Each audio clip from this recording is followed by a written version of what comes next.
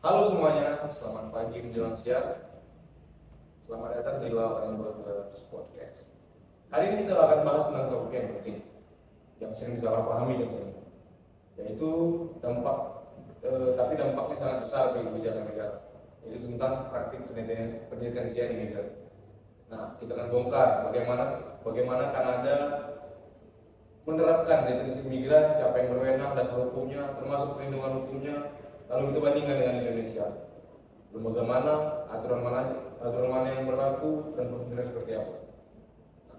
Hari ini sudah hadir bersama saya para taruna dari Politeknik Pelayaran Indonesia Jurusan Keimigrasian, pertama Abraham Mutagalu, Emilia Rosali, Andri Manolo, dan yang terakhir Felix Pedro. Oke,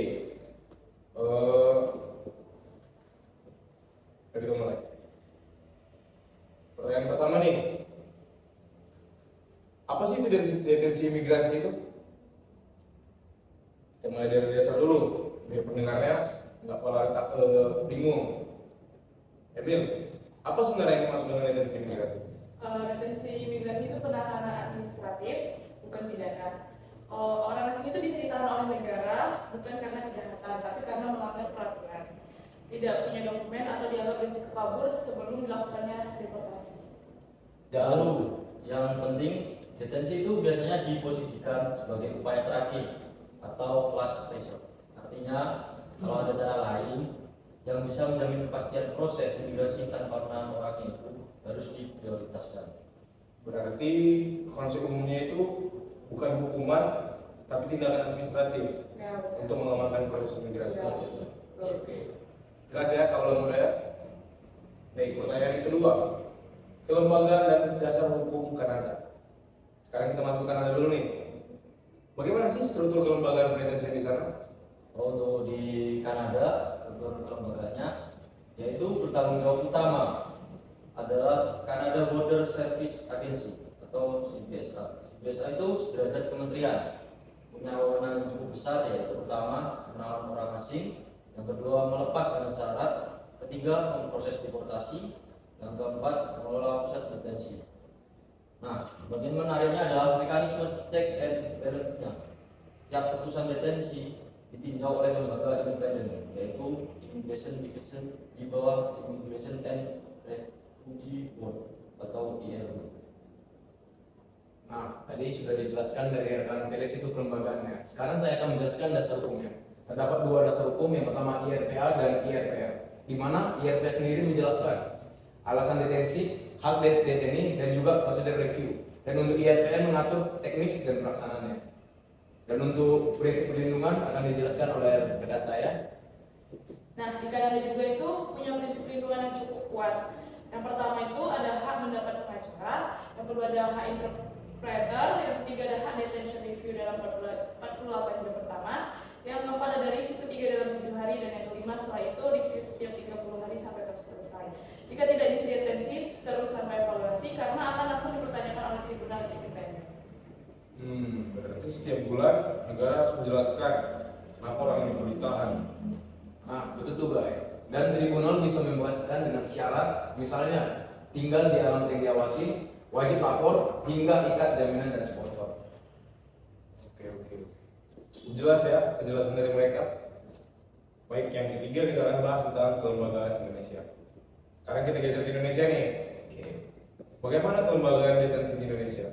Di Indonesia, pengelolaan deteni diatur oleh Direktorat Jenderal Imigrasi, di mana ada namanya unit operasional, yaitu UDNIM, Rumah Detensi Imigrasi, yang mana UDNIM ini ada di berbagai wilayah di Indonesia, dan seperti Medan, Surabaya, Makassar, dan lainnya.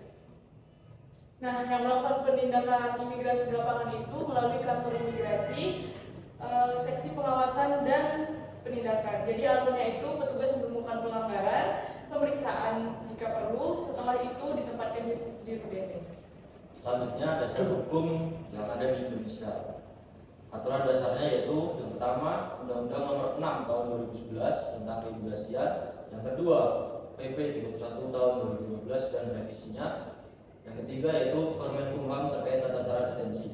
Di Indonesia Indonesia, detensi juga dianggap langkah administratif, bukan pidana. Nah, dari kita dengar tadi yang dari Emil, Abraham maupun Felix, kita mendapatkan perbedaan besar dengan Kanada. Dengan perbedaannya, Indonesia perlu punya mekanisme tinjauan independen seperti IRB di Kanada. Review biasanya internal oleh imigrasi. Ini bikin proses penanganan kadang berlangsung lama karena tidak ada limit waktu eksplisit atau lembaga eksternal yang mengawasi. Gimana kan? Cukup menarik kan? Makanya cukup menarik ya kalau di Indonesia. Oke, kita masuk ke topik yang keempat, siapa yang menjadi subjek detensi. Nah, sekarang tuh pertanyaan ini, siapa yang bisa detensi? Oke, saya jawab untuk yang di Kanada. Kanada menahan orang asing yang satu, beresiko kabur, yang kedua, tidak dapat diidentifikasi, yang ketiga, mengancam keamanan publik, yang keempat, masuk secara tidak resmi tapi perlu verifikasi identitas. Pencari suaka juga bisa ditahan, tetapi sebagai langkah terakhir, biasanya hanya jika identitas belum jelas atau dianggap beresiko melarikan diri. Nah, di Kanada juga punya alternatif to detention, ATD, seperti yang pertama ada program pelaporan, yang kedua ada pengawasan komunitas, yang ketiga ada jaminan sponsor, dan yang keempat itu ada gelang elektronik. Jadi bukan semua itu langsung ditahan. Nah, sedangkan di Indonesia itu ada 5 subjek yang bisa didetensi. Yang pertama, orang asing yang melanggar izin tinggal atau overstay. Yang kedua, orang asing yang akan dideportasi. Yang ketiga, orang asing yang mengganggu atau merusak ketertiban. Yang terakhir, yang identitas atau izin tinggalnya tidak jelas. Indonesia belum punya yang namanya ATD, comprehensive seperti Kanada. Jadi fokusnya itu masih pada detensi-detensi yang ada di Indonesia. Berarti setiap negara itu punya peraturan-peraturan berbeda ya, Pak? Siapa yang boleh detensi, siapa yang segala macam. Nah, di Indonesia sendiri juga punya peraturan khusus tentang siapa-siapa yang boleh didetensikan. Topik yang kelima yaitu prosedur detensi. Kita bahas proses secara tahap demi tahap kan. Kita mulai dari Kanada dulu. Baik, untuk prosedur detensi yang di Kanada itu cukup menarik. Terdapat 6 tahap. Yang pertama, penangkapan administrasi oleh CBSA. Yang kedua, penjelasan alasan dan hak-hak deteni. Yang ketiga, penempatan di Immigration Holding Center. Yang keempat, dalam 48 jam, deteni dibawa ke detensi review hearing. Yang kelima, hearing kedua setelah 7 hari. Dan yang terakhir, setelah itu setiap per 30 hari. Setiap yang bisa memutuskan lanjut ditahan, dibebaskan dengan syarat atau bebas penuh. Nah, apa itu syarat pembebasannya? Nah, ini saya jelaskan syarat pembebasan. Itu satu, menetap di alamat tertentu, wajib lapor mingguan, ada guarantor warga Kanada, menyerahkan paspor serta jaminan uang. Ini membantu mengurangi jumlah deteni di wilayah Kanada sendiri. Kalau di Indonesia itu bagaimana? Di Indonesia ada beberapa tahapan. Yang pertama, penindakan oleh petugas imigrasi. Selanjutnya ada yang namanya pemeriksaan administratif. Dan yang ketiga itu ada yang namanya penentuan pelanggaran keimigrasian. Jadi setelah seorang yang diduga melanggar izin tinggal tersebut dikenakan sanksi administratif, nantinya juga diperlukan penentuan apa sih HA yang dilanggar dan pada akhirnya berujung masuk ke rumah detensi imigrasi. Adapun proses penanganannya ada beberapa. Yang pertama, pengurusan dokumen pulang, komunikasi dengan kedutaan, pembelian tiket pulang, serta pada akhirnya DTI tersebut siap untuk dideportasi. Nah, reviewnya itu dilakukan oleh pejabat imigrasi, tidak ada tribunal independen. Fokusnya itu lebih ke kemajuan proses pendeportasian, bukan evaluasi hak deteni seperti di Kanada. Baik, kita masuk ke topik yang keenam, yaitu jangka waktu detensi. Baik, saya jelaskan untuk jangka waktu detensi di negara Kanada. Kanada ini tidak punya batas maksimal detensi, tapi karena ada review tiap 30 hari oleh lembaga independen, detensi jarang berlarut terlalu lama di wilayah Kanada.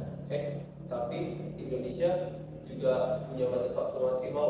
Akibatnya detensi bisa berlangsung berbulan-bulan, bahkan ada yang bisa sampai bertahun-tahun. Akibatnya negara asal tak mau menerima atau DTD tidak kooperatif. Nah, ini salah satu titik krusial perbedaannya, di mana pengawasan independen sangat menentukan panjang atau tidaknya periode detensi. Berarti di Indonesia itu tidak punya batasan waktu tertentu ya untuk seorang DTN itu bisa tinggal di Indonesia tuh. Sama-sama. Jadi sebenarnya rugi dong bagi Indonesia.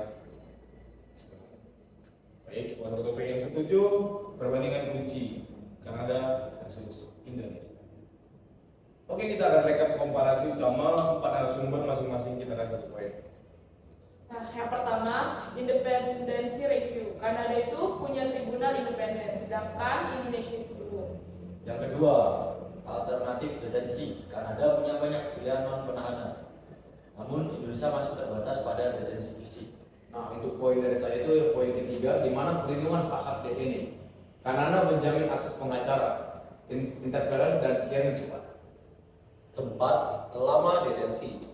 Indonesia lebih bervariasi dan berpotensi panjang, sedangkan Kanada relatif terkontrol.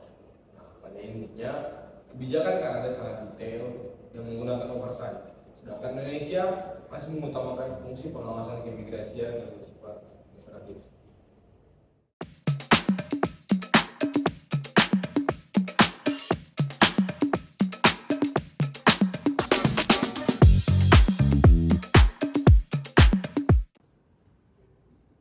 Kembali lagi bersama kami setelah adanya rehat dan break sebentar, kita masuk sesi yang ditunggu, yaitu Q&A. Kita udah kumpulin nih banyak pertanyaan dari Instagram, email, dan banyak komentar dari sahabat-sahabat semua. Hari ini kita pilih beberapa yang paling menarik, yang provokatif, dan memberi ruang diskusi yang lebih dalam. Nah, kita mulai aja ya, tanpa berlama-lama. Pertanyaan pertama dari Kak Ed Syafira. Katanya detensi itu administratif, tapi kok prosesnya mirip penahanan pidana? Ada kamar, ada pengawasan, ada jadwal, apa bedanya? Betul, sekilas memang mirip. Ada ruang tidur, pengawasan, jadwal makan, dan seterusnya. Tapi perbedaan fundamentalnya adalah status hukumnya. Detensi imigrasi itu bukan bentuk hukuman, tidak ada pasal pidana yang dijerat. Itu murni untuk memastikan proses imigrasi itu berjalan dengan lancar. Baik, untuk sementara tahanan pidana punya dasar berupa perbuatan kriminal yang dilanggar. Jadi tujuan detensi imigrasi adalah administrasi, bukan represif. Tapi karena unsur pembatasan kebebasan sama, wajar kalau secara fisik terlihat mirip. Itulah kenapa negara seperti Kanada mencoba membedakan suasananya, lebih seperti holding center dibandingkan penjara. Jadi bedanya bukan di fisik tempatnya, melainkan di dasar hukumnya dan tujuannya. Ya, betul. Jelas ya, Kak Safira? Baik, kita masuk pertanyaan kedua dari @ardina.m. Kanada punya tribunal independen untuk meninjau detensi. Kenapa Indonesia tidak membentuk lembaga serupa? Nah, ini sebenarnya pertanyaan yang cukup menarik, di mana tentang tribunal independen. Alasan utamanya adalah struktur hukum dan sejarah sistem administrasi kita, di mana Kanada sudah lama membangun tradisi administratif justice, termasuk badan-badan quasi judicial seperti IRB. Indonesia sistemnya masih menempatkan kewenangan administratif pada instansi pemerintahannya secara langsung. Pelan-pelan nih, membangun lembaga kuasi yudisial itu juga butuh biaya tau. Selain itu kita juga butuh personil, aturan, dan juga kultur untuk tentu. Indonesia sedang bergerak ke arah itu pelan-pelan, tapi belum sampai pada tahap pembentukan tribunal independen khususnya detensi imigrasi. Dan harus diakui, mekanisme independen akan memperkuat akuntabilitas. Mungkin ini jadi wacana pembaruan untuk kedepannya. Selanjutnya pertanyaan dari Kak Ardina.m. Baik, kita masuk ke pertanyaan yang ketiga dari @bayu_hg. Rata-rata lama detensi di Kanada berapa lama sih? Dan Indonesia berapa lama juga? Nah, ini pertanyaan yang menarik. Berapa lama rata-rata orang ditahan di Kanada dan Indonesia? Itu rata-rata di Kanada itu 1 sampai 2 minggu, kadang lebih lama kalau identitas tidak jelas atau menunggu dokumen dari negara asal. Karena ada review tiap 30 hari, detensi berkepanjangan jauh lebih jarang. Nah, seperti yang dijelaskan tadi, di Indonesia durasinya itu sangat relatif. Ada yang hanya beberapa hari aja, kalau dokumennya udah lengkap udah bisa dilepas. Sedangkan ada juga yang berbulan-bulan, bahkan bertahun-tahun. Kalau negara asal menolak, belum lagi kalau misalnya dokumennya belum jelas atau masalah keluarga negaraan. Nah, ini yang menunjukkan pentingnya mekanisme review berkala ya teman-teman. Baik, kita masuk ke pertanyaan keempat. Pertanyaan yang selanjutnya dari Ed Alfarizi. Kalau pencari suaka di Kanada bisa ditahan dalam kondisi tertentu, bagaimana di Indonesia? Indonesia ini bukan negara pihak pemegang Konvensi Pengungsi 1951. Jadi status pencari suaka Indonesia itu tidak otomatis memberikan perlindungan hukum seperti di negara signatory. Mereka bisa saja didetensi jika melanggar aturan keimigrasian. Tapi tunggu dulu. Namun dalam praktik, banyak pencari suaka dialihkan ke pengawasan UNHCR dan ditempatkan di community atau akomodasi yang didukung oleh IOM. Jadi mungkin detensi, tapi tidak selalu. Ada mekanisme alternatif yang didukung organisasi internasional yang betul. Oke, masuk ke pertanyaan yang kelima dari Ed Tony Yusuf. Katanya detensi itu mahal. Emangnya berapa sih biaya dibanding alternatif detensi? Nah betul, detensi itu mahal dimanapun berada. Kanada pernah merilis angka bahwa biaya harian detensi bisa mencapai CAD 300 sampai 400 per orang per hari. Sementara alternatif to detention atau ATD seperti wajib lapor atau community supervision bisa hanya 1 atau 1/10 biayanya. Itu kan mahal banget. Indonesia aja pernah menghabiskan anggaran untuk makanan, fasilitas, pengawasan, kebutuhan kesehatan. ATD bisa memangkas banyak biaya untuk administratif. Jadi secara ekonomi pun ATD jauh lebih aman menurut saya. Masuk ke pertanyaan ke-6, berikutnya dari Kak Ed Jessica lagi. Kalau di Kanada, apakah TNI boleh bekerja atau keluar dari area detensi? Nah, seperti kita ketahui itu DTNI, bukan orang yang mencari pekerja. Namun secara umum itu tidak boleh. Mereka berada di Immigration Holding Center dengan pengawasan ketat. Namun kondisi fasilitas lebih humanis, ada area rekreasi, kesehatan mental, fasilitas keluarga, tapi tetap tidak bebas keluar. Nah, yang bisa bekerja adalah mereka yang dilepas dengan syarat. Misalnya mengikuti ATD dan diberikan izin tertentu oleh CBSA. Itu pun sangat selektif. Oke, jadi tetap terbatas ya. Tapi pendekatannya lebih manusiawi. Beda dengan ya kita tahu sendiri lah. Baik, pertanyaan yang ketujuh, pertanyaan dari Kak Ed Hanifah Lamsa. Kalau seorang ditahan imigrasi, apakah bisa langsung dideportasi tanpa sidang? Di Kanada sendiri deportasi itu tetap perlu proses administratif termasuk removal order, ada tahapan legal. Sedangkan di Indonesia, proses deportasi juga butuh dokumen dan penetapan resmi dari pejabat imigrasi. Tidak bisa sembarang langsung dipulangkan tanpa administrasi formal. Betul, jadi meski bukan sidang pidana, tetap ada sidang administratif di mana adanya pemeriksaan secara legalitas. Jadi clear ya, tidak semerta-merta ditangkap, lalu dipulangkan, ditangkap menjadi prosedur segala macam. Ada prosedurnya. Baik, masuk ke pertanyaan yang ke-8 dari KN.L. Jika TNI sedang hamil atau sakit berat, apa tetap ditahan? Nah, ini pertanyaan yang menarik. Untuk di Kanada, detensi untuk perempuan hamil atau orang sakit berat dan sangat dihindari. CBSA biasanya membeli ATD atau menempatkan di fasilitas kesehatan dengan pengawasan minimum. Di Indonesia prinsipnya juga sama tahu. DTNI yang sakit akan dirawat, tapi penempatannya berbeda, tergantung kebutuhan masing-masing DTNI. Jadi baik di negara Kanada maupun Indonesia punya perlindungan khusus ya untuk orang-orang tertentu sakit atau yang ibu hamil. Baik, masuk ke pertanyaan yang ke-9. Pertanyaan dari KN Hari.P. Warga negara Kanada sendiri bisa kena detensi imigrasi enggak?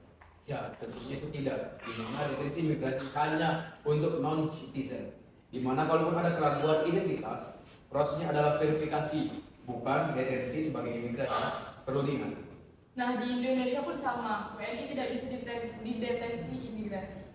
Nah, berarti nggak perlu jawaban panjang untuk menjawab pertanyaan kakak ini. Hanya perlu jawaban pendek, tegas dan jelas. Tidak bisa. Baik, masuk ke pertanyaan ke-10. Pertanyaan menarik dari Kak Ernata. Kalau seseorang stateless atau negara yang tidak mau menerima, bagaimana tuh? Ini sebetulnya salah satu kasus paling rumit, baik di Indonesia maupun di Kanada. Proses deportasi bisa sangat panjang. Negara tidak bisa memaksa negara lain untuk menerima seseorang tersebut yang tidak diakui warga negaranya atau stateless. Baik, cukup menarik. Saya akan menjelaskan untuk beberapa kasus di Kanada, di mana Kanada bisa memilih ATD untuk stateless person karena tidak ada kepastian kapan dia bisa dipulangkan. Jadi tidak adil kalau ditahan itu terlalu lama. Indonesia sendiri punya beberapa kasus seperti ini. Solusinya lebih ke pendekatan kemanusiaan dan koordinasi dengan organisasi internasional. Sampai di penghujung acara. Terima kasih untuk Putra, Emil, Andri dan juga Felix. Kita belajar bahwasannya pendetensian bukan cuma soal menangani orang asing, tapi juga mencakup mekanisme hukum, perlindungan hak, hingga pertimbangan keamanan nasional. Semoga pembahasan ini bisa membantu bagi para pendengar, semoga bermanfaat bagi kedepannya.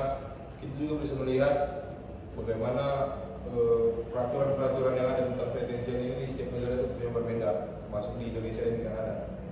Nah, kita tidak bisa menilai bahwa Indonesia lebih baik atau Kanada lebih baik. Yang pastinya semua negara mempunyai plus minusnya tersendiri menurut aturan-aturan hukum mereka tentang pendetensian. Baik, sekian podcast dari kami. Sampai jumpa di episode berikutnya. Bye. Bye.